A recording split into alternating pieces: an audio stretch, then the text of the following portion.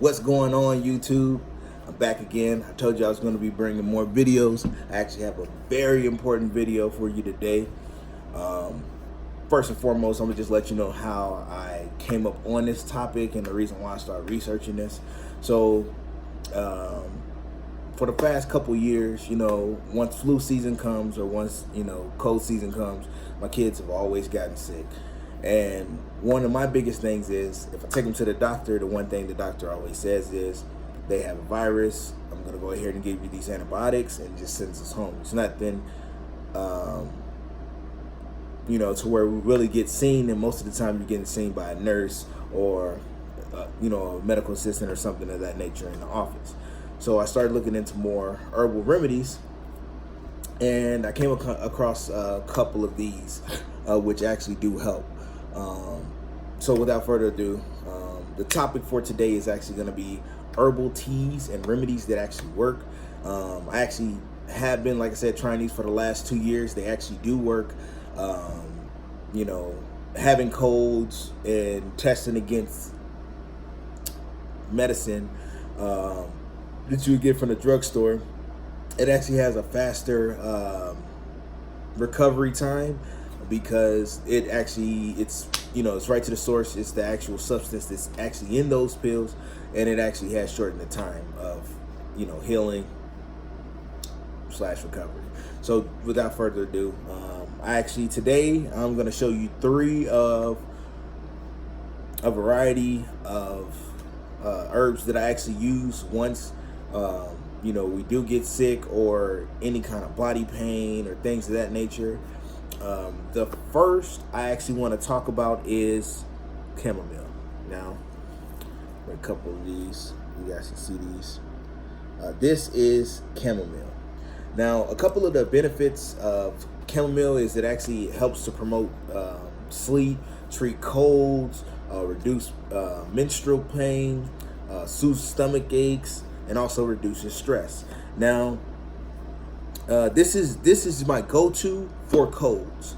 Now, reason being, when you're shooting a fever and things of that nature, this actually, helps to, soothe that. It also is, helps to soothe, stress, because a lot of times lack of rest and stress would actually make colds and sickness a lot worse. So, that is our go-to. The next thing I have is Palo Azul.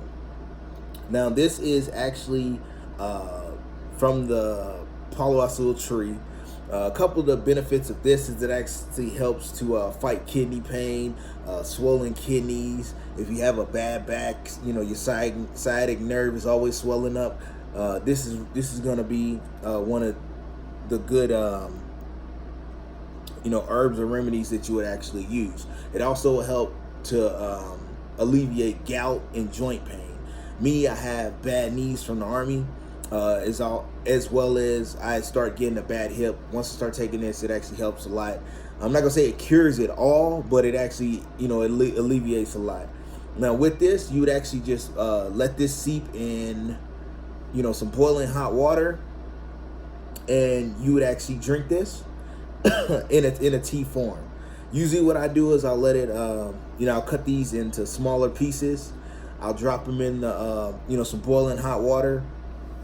I'll let it, go ahead and seep, stir it up, add a little bit of honey, a little bit of agave, and, sip it like that. It actually is pretty good. The last thing I want to talk about is rosemary. Now, rosemary is maybe one of the easiest of these three to obtain. These other two, depending on where you are, may be a little bit harder for you to find. Now, the rosemary, it does help, alleviate muscle pains, improve memory. It also boosts the immune and circulatory system, and it also promotes hair growth. I was going bald a little here not too long ago, and I actually turned this into a essential type oil, and I'll actually explain how you do that. So the first thing that you would actually need to turn this into, because you not only can use it for the hair growth, you can actually use it for headaches, stress as well. And also, like I said, you turn this into a tea. boil it down. It also will help to boost the immune system. All right, so the first thing you'll need is pure sunflower oil to make any kind of essential oil. It's because it is very thin, and it is sensitive to heat. So what you would want to do with this, what I do is I actually would boil the rosemary first, or not even boil it. I'll let it seep so that the leaves get a little bit juicy. Then I would take a jar and add my desired amount into the jar of this sunflower oil. Then I would add the rosemary that I had seeped down. After I did that, I would actually what I do is I microwave it for anywhere from 30 seconds to a minute, and I just let it sit. I close that cap, let it sit for a couple of days. After that, you can actually just go in there, dip your hand in. If you got any pains on your, joints or anything like that, I put it on the temple, and it actually works well. That's all I actually had for today. With these 3 herbs, as well as a couple of other things that you can use, these actually can help and benefit you. It actually also can help you save on money. It's easier to get these things in bulk, or like I said, if you're in a place where you can readily get rosemary, it's so easy. Cut off a branch and you have more than enough to last you for a good amount of time. The chamomile, a lot of times you can get it online. Since I am in the Southwest Texas area, it is readily available. It's growing in so many people's backyards. I have so many friends that lend it to me, and that actually works. The Palo Azul, this is another thing. If you have an herbal market or anything like that, you can actually pick this up. It actually isn't that expensive. You can get it about $6-7. So like I said, I do thank you all for watching the video. I'm not going to take up any more of your time. I'm about to get out of your hair like your favorite shampoo. Once again, I do thank you. 40 Acre Homestead AZ. Have a good day.